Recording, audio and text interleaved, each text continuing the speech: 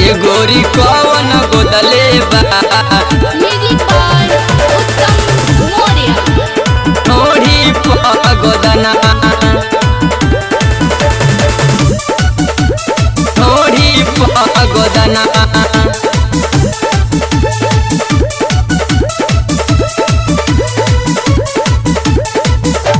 ऊपर न नीचे वही के बीचे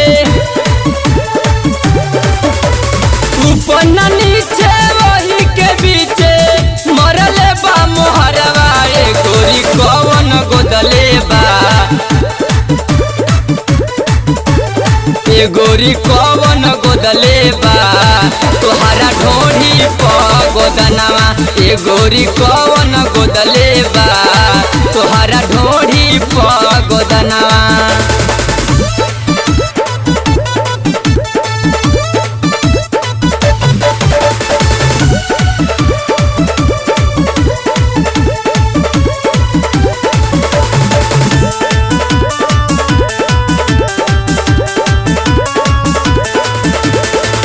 कदे बुझियान जब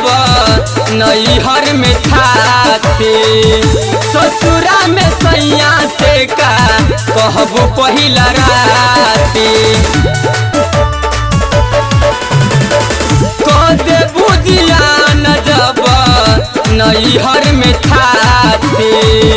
ससुरा में सैया से का कहबू पहिला राती ढील ढाल कैसे भई टाइट जो बनवाए गोरी कौन गोदले बा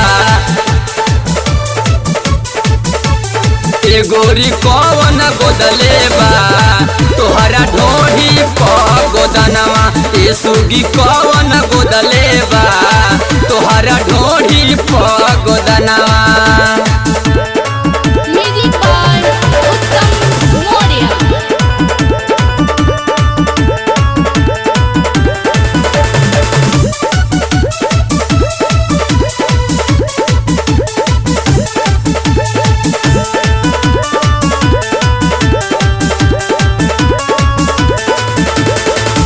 आशीषिया लबेला के नइखे ठीक हाल हो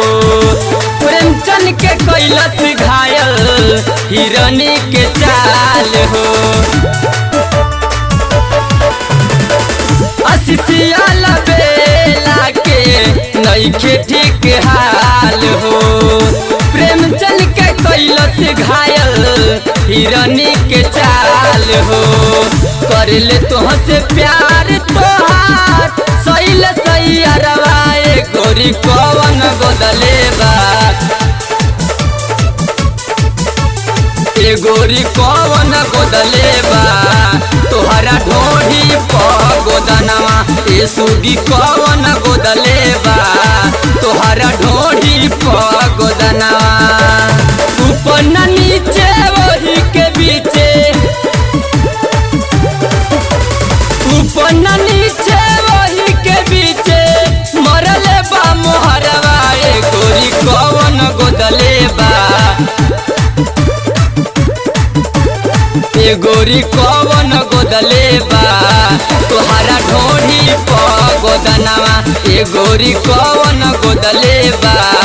तोहरा ढोढ़ी प गोदनवा ए गोरी कौन गोदले बा तोहरे ढोढ़ी प गोदनवा।